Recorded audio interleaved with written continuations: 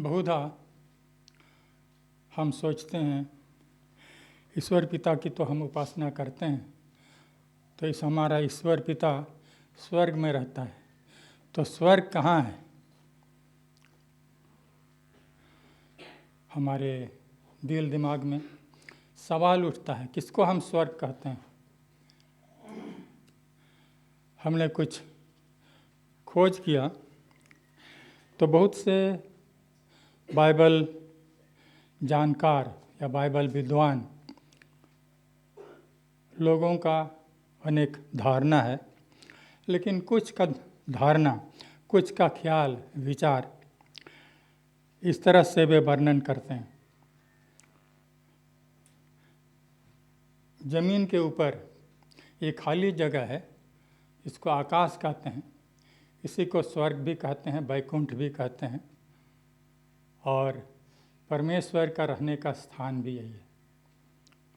तो ये लोग 3 भागों में बांटते हैं। बाइबल जानकार या बाइबल विद्वान इसको 3 भागों में बांटते हैं। एक तो कहते हैं एटमॉस्फेरिक हेवन, वायुमंडलीय स्वर्ग।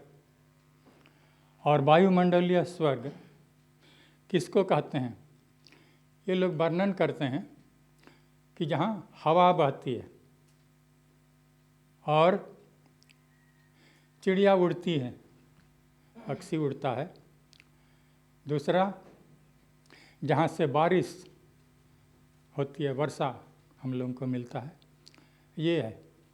और आकाश, ये जो खाली जगह, इसे कहते हैं। अब इसके बाद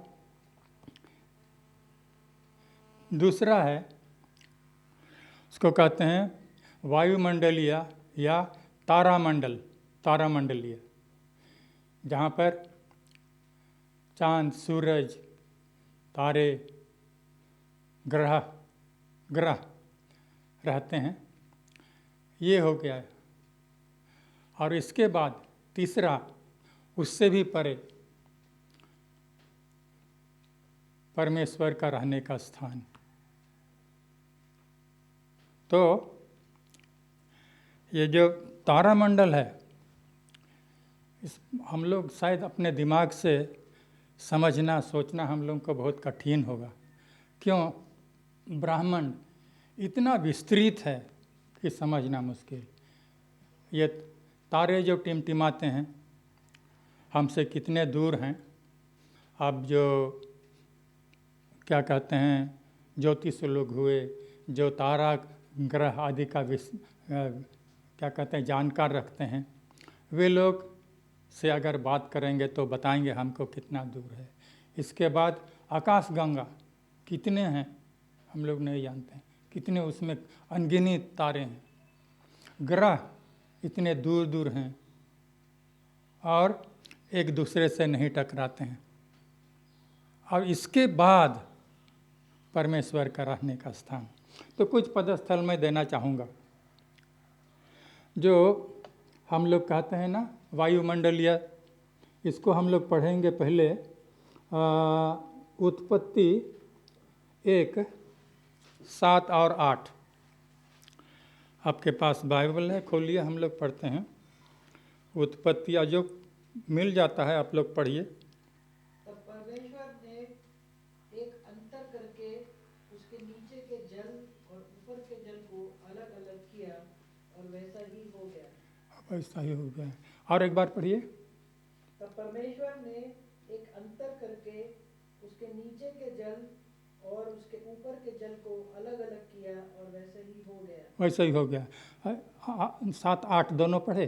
और परमेश्वर ने उस अंतर को आकाश कहा, तथा सांझ हुई, भोर हुआ, इस प्रकार दूसरा दिन हो गया। अच्छा, तो जो जल और इसको खाली जगह को ये किया ना, उसको आकाश कहते हैं, और यही है आकाश। उसका 14 पद पढ़िए, 1 का 14। फिर परमेश्वर ने कहा, दिन को रात से अलग करने के लिए आकाश के अंतर में ज्योतियां हों, और वे चिन्हों और नियत समयों और दिनों और वर्षों के कारण हों।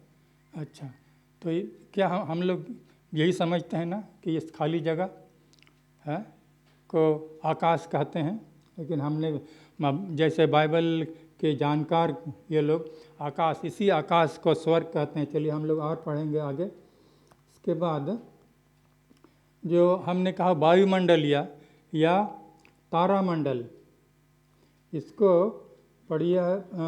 उत्पत्ति 1 अध्याय का ही 16-17 पढ़िए। तो परमेश्वर ने 2 बड़ी ज्योतियां बनाई, उनमें से बड़ी ज्योति को दिन और पर प्रभुता करने के लिए और छोटी ज्योति को रात पर प्रभुता करने के लिए बनाया, और तारागण को भी बनाया। परमेश्वर ने उनको आकाश के अंतर में इसलिए रखा कि वे पृथ्वी पर प्रकाश दें। अच्छा, आकाश में तारागण को रखा। इसके बाद दूसरा राजा 17-16, जिस किसी को भी मिले, दूसरा राजा 17-16। उन्होंने अपने परमेश्वर यहोवा की सब आज्ञाओं को त्याग दिया और दो बछड़ों की मूर्तियां ढालकर बनाई और अशेरा भी बनाई और आकाश के सारे गणों को दंडवत की और बाल की उपासना की। अच्छा, बस यहीं तक। आकाश के तारेगण, तो तारेगण कहाँ हैं? आकाश में है, खाली जगह में है। इसके बाद 21 पद पढ़िए। जब उसने इस्राएल को दाऊद के घराने के हाथ से छीन लिया। नहीं, सॉरी, मत पढ़िए। 21 का 3 पढ़िए, 21 अध्याय का, दूसरा राजा 21 का 3। उसने उन ऊंचे स्थानों को जिनको उसके पिता हिजकिय्याह ने नष्ट किया था फिर बनाया और इस्राएल के राजा अहाब के समान बाल के लिए वेदियां और एक अशेरा बनवाई और आकाश के सारे गणों को दंडवत और उसकी उपासना करता। अच्छा, बस वही आकाश के तारेगण। अच्छा, इसके बाद व्यवस्था विवरण 4 का 19 पढ़िए।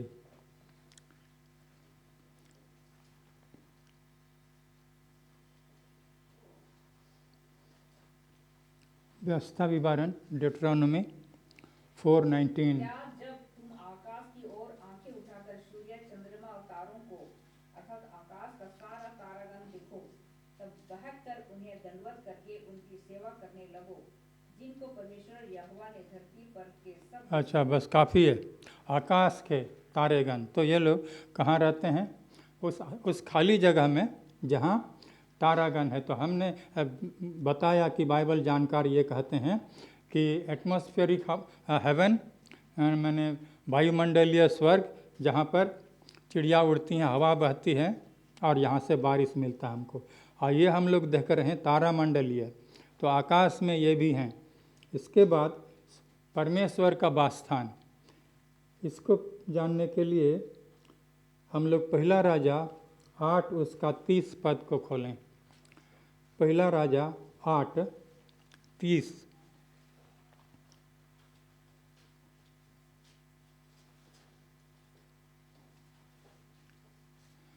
पहला राजा 8 उसका 30 पद।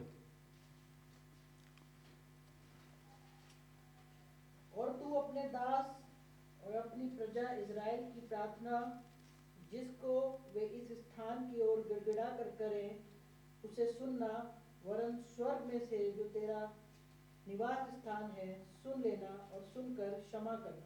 अच्छा, 39 हाँ।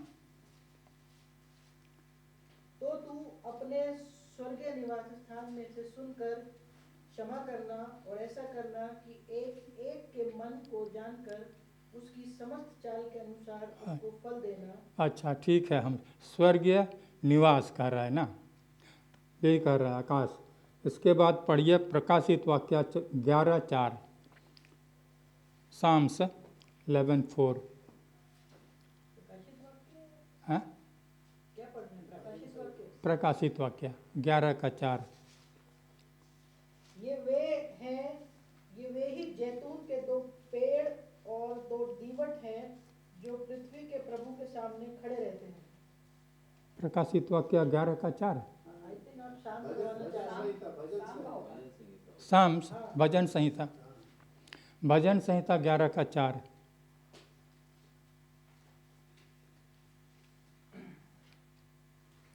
मिला?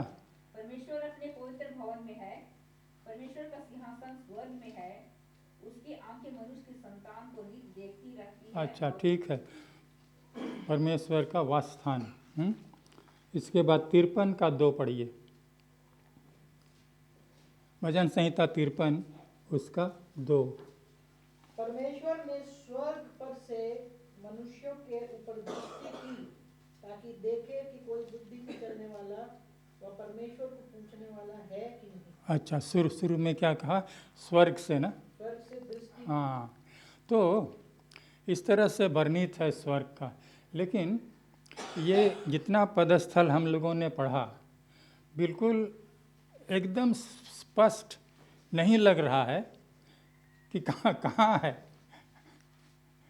स्वर्ग से दिख रहा है, स्वर्ग में रहता है, उसका निवास स्थान है। तो हम लोग इतने समय इसी तरह समझें कि स्वर्ग, ये जो खाली जगह, इस ब्रह्मांड को समझना हमारे लिए काफ़ी मुश्किल है। और जितने तारागणों का ग्राहकों का अध्ययन करते हैं, वो लोग किस तरह से समझते हैं मैं नहीं बता सकता हूँ, लेकिन मेरे समझ से बाहर है। तो मैं जो पदस्थल सब आप लोगों को दिया, इसमें कितना तक स्पष्ट मालूम हो रहा है ये नहीं जान रहा हूँ, लेकिन जो मुझे मिला, मेरे मन में भी ये प्रश्न चिन्ह है कि स्वर्ग कहाँ है, कितना दूर है, ये अब तक मेरे दिल में स्पष्ट नहीं आया।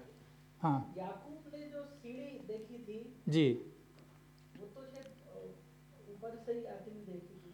हाँ, अब कितना ऊंचा है ये स्पष्ट नहीं है ना। हाँ, तो उसने देखा था ना हाँ, स्वर्ग कहता तो है स्वर्ग से। अब पर हम लोग इतना पढ़े कि स्वर्ग जहाँ परमेश्वर का वास स्थान है। तो जो बाइबल जानकार, बाइबल विद्वान जो हम लोगों को जो स्पष्टीकरण दिए हैं, जानकारी दिए हैं, कि अभी हम लोग इतने जितना दिया हुआ है इतने हम लोग समझें। पहला है वायुमंडलीय, जहाँ हवा, पानी, चिड़िया सब उड़ती हैं, ये है, और हम लोग हैं, ये है पहला स्वर्ग। दूसरा स्वर्ग कहते हैं कि वो क्या बोलते हैं, तारेगण। और तारे देखिए कितने बड़े बड़े हैं। मैं ज़्यादा समय ले रहा हूँ, 11 बज रहा है। अच्छा, मैं छोड़ देता हूँ इतना कह करके कि देखिए तारेगण, ग्रह कितने बड़े बड़े हैं, तारे कितने बड़े बड़े हैं, और ग्रह कितने हैं। और कहता है कि आकाश गंगा को क्या बोलते हैं इंग्लिश में, है गैलेक्सीज, कितने हैं। कहीं मैं पढ़ रहा था, बोलता है 100 से भी ज़्यादा हैं।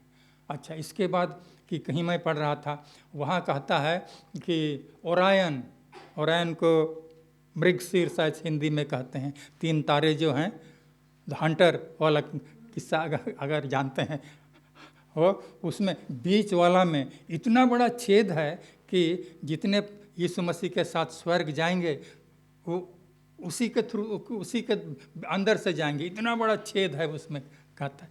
अब ये अभी हम लोग के समझ के परे है। हम लोगों को इतने कोशिश करना चाहिए कि किस तरह से हम परमेश्वर के साथ के पास जाएं, और किस तरह जो हम लोगों को मार्गदर्शन दिया है उसके अनुसार हम चल पाएं, और इस योग्य हम हों कि उसके राज में हम प्रवेश करें। आज जिसको हम नहीं समझते हैं, उस समय हम लोग उस समय पूछें। Thank you.